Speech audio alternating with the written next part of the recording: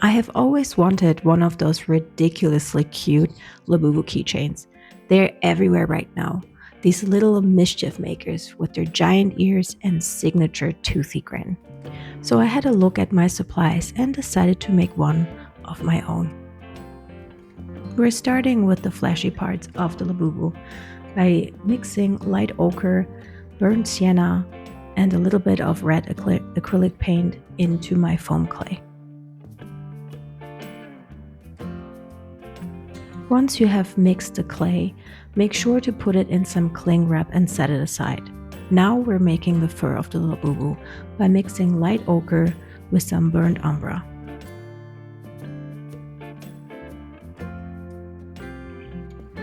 Okay, so now we're shaping out the head of the Labubu. I took a decent, maybe golf ball sized amount of the dark brown clay, and I'm now just hollowing out the part where we will add the face of the Labubu. I'm using a ball tool, but you can also just use your fingers. Just use anything that will help you widen the divot that you made and make sure it is basically held by a thinner frame of the clay. So as you can see, the rim is thinning out. I'm making sure that the big face has a lot of space to fit into.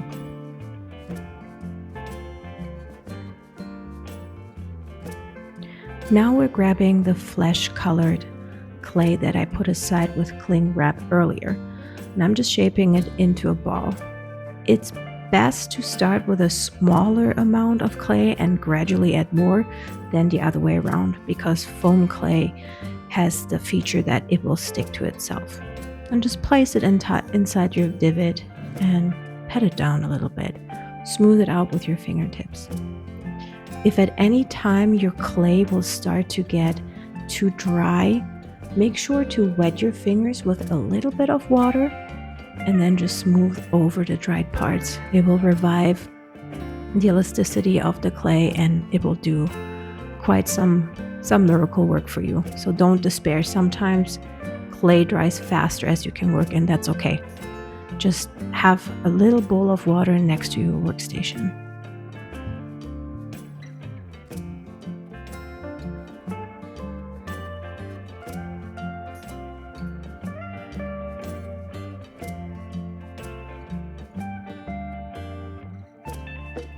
I have decided to add a little roll of clay around the head that I shaped because I felt like it wasn't thick enough at the end.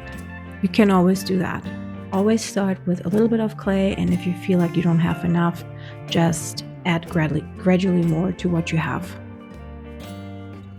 To be completely honest here, I was a little bit nervous. It wouldn't look good at the end. It would show too much, but our magic trick, which you will see very soon, will make sure that everything blends in seamlessly. Just wait. So here comes the magic part. Grab a pair of sharp tweezers, like you can see here in the close-up, and gently pinch and pull small sections of the clay upwards to create the illusion of fur, or rather of a plush surrounding. It will texturize your clay and it will give it a very nice soft look. And also it will blur the lines between the added clay and the original clay that we had around the head. Our Labubu needs some eyes. I'm using a smaller size ball tool to very gently press a divot into the clay. This will be the socket for the eye. Of course, we will do the same on the other side as well. I'm speeding it up because you've already seen this. Now take a little bit of white foam clay and shape it into a pill size. Next, you will move it gently into the divot, and don't be afraid of using some tools to bring it into the final shape. So I'm using silicone tip tools, and you will see me spending quite a bit of time of getting it into the shape I want it to be. Acrylic blocks help to pat everything down and give it a more smooth surface. So this is what I'm doing with the eyes. I'm just gently tapping them down just to make sure they are more level with the face.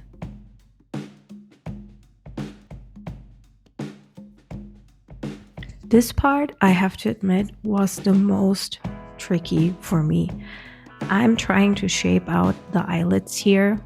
In retrospect, truth be told, I would have done it a little bit differently, and I'm thinking of making another Labubu video, but it turned out okay at the end. I would suggest to shape out the lids more horizontally than I have done. They were a little bit too thick and fleshy, so you can see me trying to salvage it by patting down the eyelids. Here comes a tiny orange nose. Make sure to use some precise silicone tipped tools or maybe even a toothpick to give it its final shape.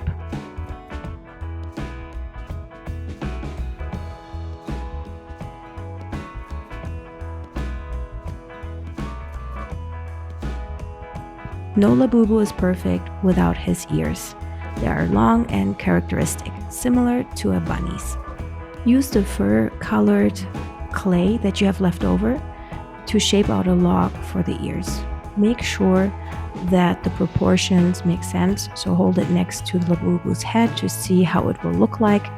And when you are satisfied with the length of each ear, just flatten them down and then move on to the inner part of the ear. Use the flesh-colored clay that we made earlier. Same procedure, roll out a log, gauge the size, and then when you're happy, put it onto the fur-colored one and flatten it down.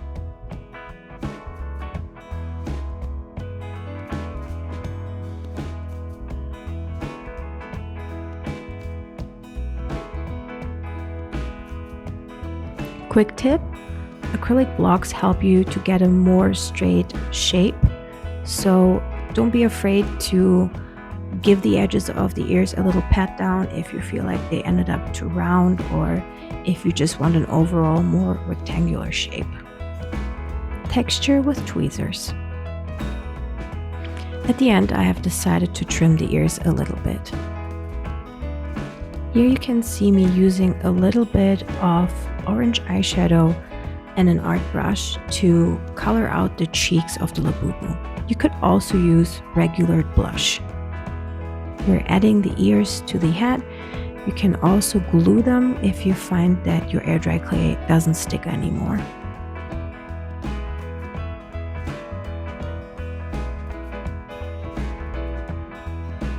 If I'm telling you that this part made me tremble and nervous, it would be an understatement. I'm mapping out the pupil of the eye, and I really had to steady my pinky because my hand was shaking. I was so nervous to make a mistake. Therefore, I recommend that you carefully dot out the outline, which is oval shaped, before you go in and color the rest of the pupil. So I'm just making sure that the reflection of the light inside the pupil is spared out and remains white, whereas the rest I'm filling in with, it's actually a dark brown color. It looks black, but it's dark brown. I have to apologize. For some reason, I did not capture me drawing the mouth on video, but yeah, I hope you could see the outline of the mouth well. So we need those characteristic teeth. I just took small pieces of clay, small balls of clay, and then just flattened them down with my acrylic block, and I will later proceed to give them a sharper point by trimming each individual piece with embroidery scissors. You can take any type of scissors. You could also use cuticle scissors. Just make sure your scissors are small enough, because otherwise it's going to be very difficult to trim those pieces into sharp little teeth. To adhere the teeth to the mouth, I'm simply dotting small little blobs of glue. It's just regular craft glue along the line of the mouth. And then I'm taking each individual tooth and placing them on the blob of glue. And that's how I will proceed. Just a few portions of glue here and there, and then quickly adding the teeth. Pro tip: use your tweezers if you need to grab small details. Just be careful because the clay might be still a bit wet and you don't want to create further divots into the clay, but it really helps.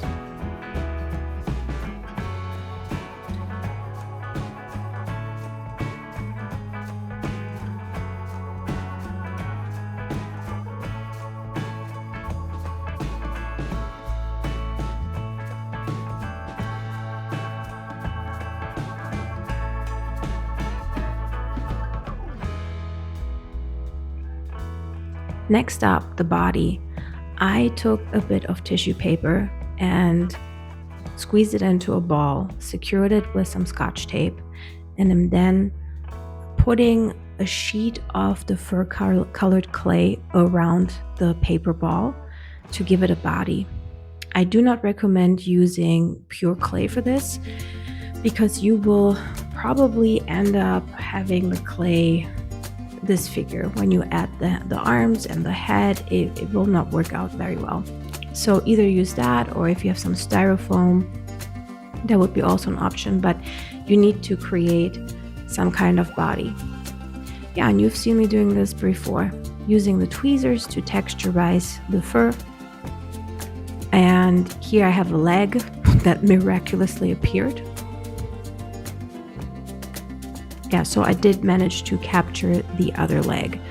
Basically the same thing. We're forming out a leg with tissue paper, and we're securing the tissue paper with Scotch tape before putting the clay around that structure, just like we've done with the main body, with the torso. We will mold it out, make sure you have enough clay covering the paper body, because we're still going in with the tweezers, as you've seen. And you want to make sure when you pull away from the body with the tweezers that you don't create a deficit where you can see the paper body. Slightly off camera, but I'm adhering the second leg to the body. I used craft glue. Depending on what you want to do with your Labubu after it dries, you will need a different way of securing it, because if it's not just sitting on your table, it will probably need some wires. Alrighty, we are making the hands and feet now. I'm forming an oval or elongated oval shape for the feet, just squashing it down with my acrylic block, and then I am using scissors to cut out the toes. It's very easy.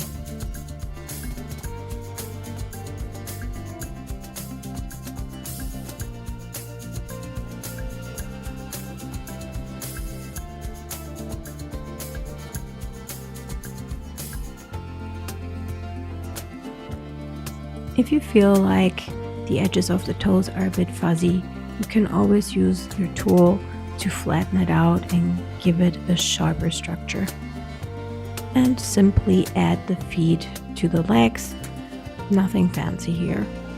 Use your block to flatten it down so it looks very even.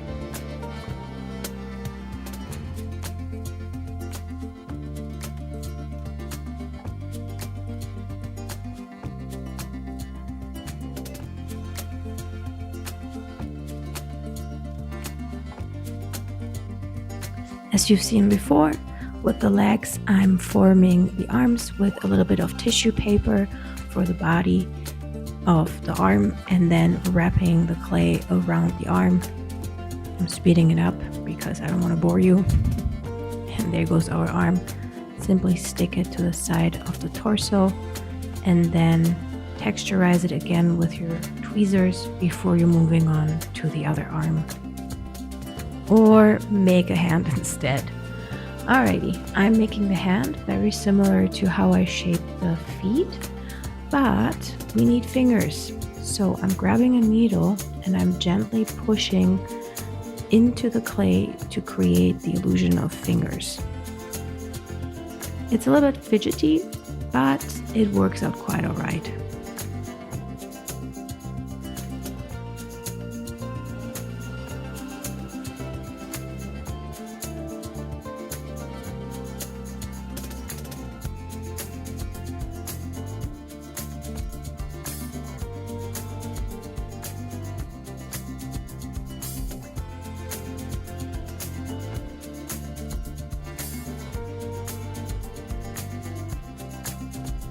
Well, so what are your thoughts thus far? I think it looks quite close to the original. It's not the same, obviously, it's homemade, but nothing to be ashamed of. I'm quite happy with my result.